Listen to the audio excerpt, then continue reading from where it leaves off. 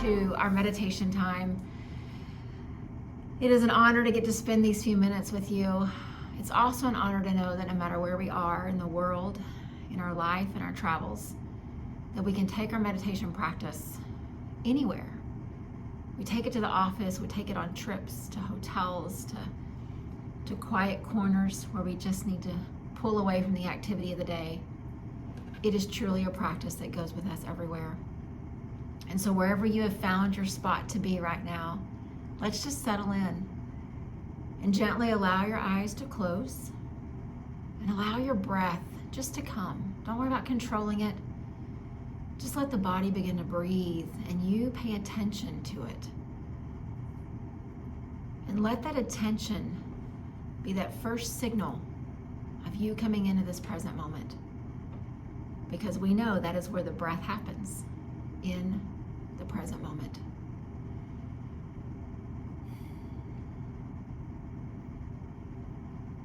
In the same way that we witness the breath, let's each just begin to kind of witness the state of our physical being.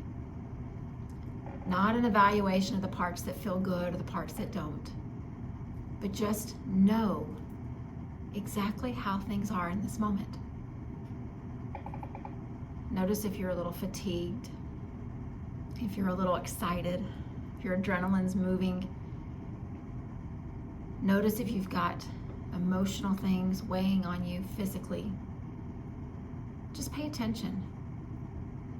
Because the other thing that goes with us, like this practice, is our connection to self. And the better that we can stay connected to us, the less chance the world has of distracting us, of causing things to make us lose our focus and our attention. Let's just be aware of us. And the sutra that I want to share today is Yoga Sutra 128. And it has in it this Sanskrit word that says japas. And there's a lot of other wonderful Sanskrit terms that are in there. It's not so important that I try to say all of those in this moment. It's important just to have that one word, japas. And the translation of japas is repetition. And we often learn of this word in yoga and meditation, in this path of bhakti or whatever it is that you've studied or learned about.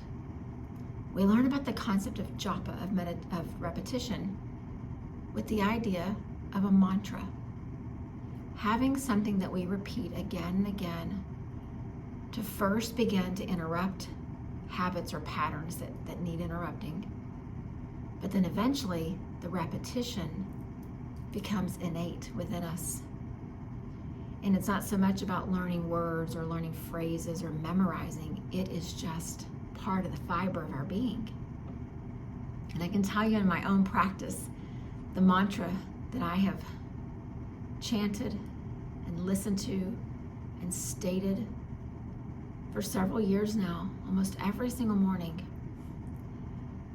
the words just come. I don't have to worry about stumbling over some Sanskrit pronunciation or remembering what comes next. They just come. And in this sutra, that's what he's telling us, is that the repetition starts to truly equip the one doing the repeating. It equips you in a way that it becomes yours.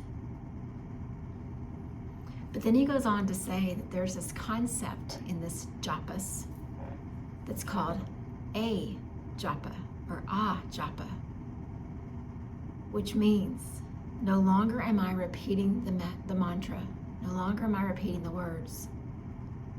The words have become me. I see evidence of them in how I live, how I think, how I act. And that's when you know that no longer is it just the repetition, it's the living out. It's one of the beautiful gifts of this practice, another tool for our everyday path of living. And so I want to share with you a mantra today. And we're going to practice it together. Not that we're trying to memorize it, but I just want you to kind of get this sensation of what this idea is like. How repetition can begin to cement itself within you until eventually it becomes you and you become it. We've seen athletes do this. We've seen speech givers do this. People across time have used these different things to help them focus, to be productive, to be at their best. Well, what if we did it to be focused and at our best in everyday living, not just before we need to perform, but as we're living? And so I'd like for us just to practice. It's a 6-syllable mantra. Within it, first it has the word Om that we've hung on to, we've learned about, we've chanted, we've sat with. But in the middle, it has these words called Mani, Padme, Hum. And when you translate Mani, it connects to the Manipura chakra, which is that chakra of your solar plexus, your strength, your resolve, your confidence in you. And Padme represents this posture that we take, Padma, which is the lotus posture. And so this mantra is talking about the lotus, the potential within us, a lotus of 1,000 petals. And what it's saying is that that potential resides right there in that belief center within you. And so in 6 very simple syllables, this mantra is basically telling us all that you need, all the gifts that you can contribute to the world, all the strength that you need to draw from, it's already inside you. You just need a reminder and a pathway back to it. And that's what this mantra offers to us. And so what I'll do is I'm going to inhale and say the 6 syllables of this mantra, and then I'll exhale and I'll say them again. And it's become a really beautiful tool in my life. It's not the mantra that I use every day, but it is one that I use in moments when I need to calm anxiety or moments when I need to really ground myself back down. I'll breathe this in, these 6 counts, and I'll breathe out those 6 counts. And it's like my parasympathetic nervous system gets permission to take over. Anxiety lessens. Fear goes down, aggression decreases, and I go back to my center, my strength, my unlimited potential within me. And so again, today is not about learning the memorization of it, but just I want you just to experience the repetition. And you may feel that after a few rounds, it starts to stick, and you may want to say it where you are audibly or in your head or in your heart. Or just let my words be the Japa meditation for us together tonight. And so first, let's just take a few breaths together. Just a slow breath in and a slow breath out. And then notice how many counts as you breathe in and how many counts as you breathe out. And once again, counting as you breathe in and counting as you breathe out. And we're going to try to lengthen the inhale and the exhale just a bit to the 6 beats of this mantra. And so again, the words are Om, Mani, Padme, Hum. And hum is a signifying of, and so it is. We've learned about so hum together as a group, but hum as it is, meaning the strength of unlimited potential is within me, and so it is. So maybe you sit a little taller where you are, you stretch out just a little bit longer so your spine is lengthened. And again, I'll breathe and I'll chant and say it for us. And let's just feel the power of the repetition, filling the space between us together. Breathing in. Om Mani Padme Hum. And out. Om Mani Padme Hum. Om Mani Padme Hum. Om Mani Padme Hum. Om Mani Padme Hum. Om Mani Padme Hum. Just continue to breathe, and I'm going to slow it down just a bit and see if we can stretch these 6 beats out and lengthen the time of our breath. Notice before we do that, how do you feel? Notice what's going on in your heart, in your spirit, in your emotions, in your nervous system.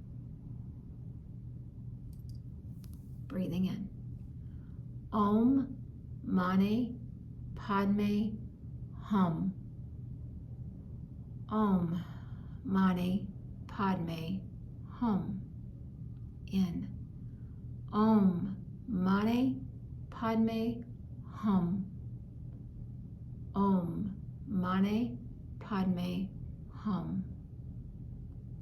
Om Mani Padme Hum.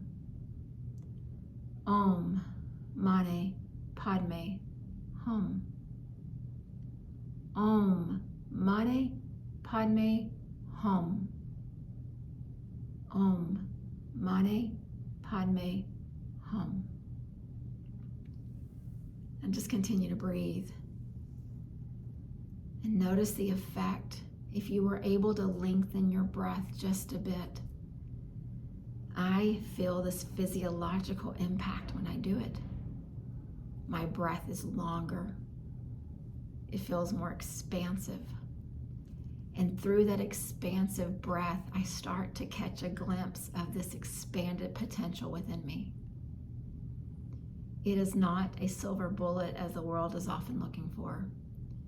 It's not a magical cure. It's a tool. All mantra means is a tool or an instrument for our mind. And if 6 simple beats of a repeated mantra can reset my nervous system and expand my breath,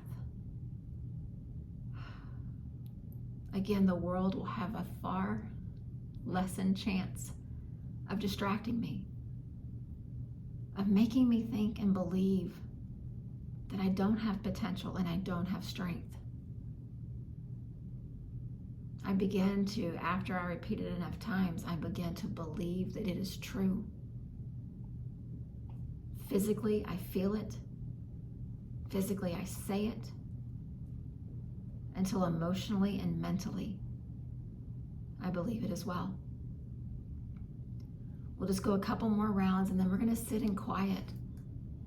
Maybe the words will linger in your mind and your heart. Maybe just the quiet is all you need. But I'd encourage you, catch a glimpse with your mind's eye of the expansiveness of what this practice gives us. Patanjali gave us this sutra not as something to memorize, but to tell us here's one more tool for you to feel the expansiveness of you. Let's breathe in together. Om Mani Padme Hum.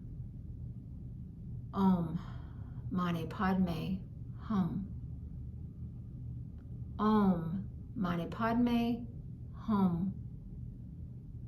Om Mani Padme Hum. Om Mani Padme Hum. Om Mani Padme Hum. And now let's just sit and be.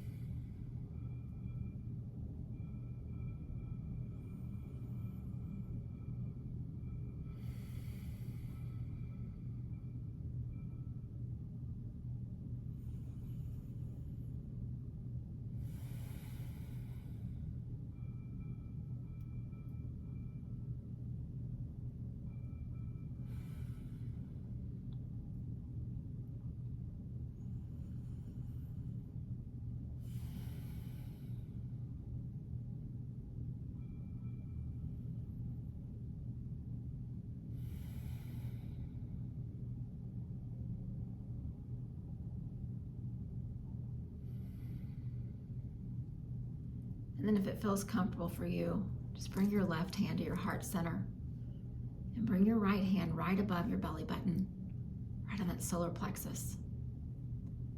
And as you press the hands into those parts of your physical being, just listen to this Yoga Sutra one more time when he says, Yoga Sutra 128, Japas, the repetition of the sound will deepen its meaning, its connection to the one and for the one who is repeating it. And although he doesn't say it explicitly, what he means is it will deepen the connection to us, not to the words or the syllables or the sounds, but to what you're feeling right here with your hands. It deepens your connection back to you.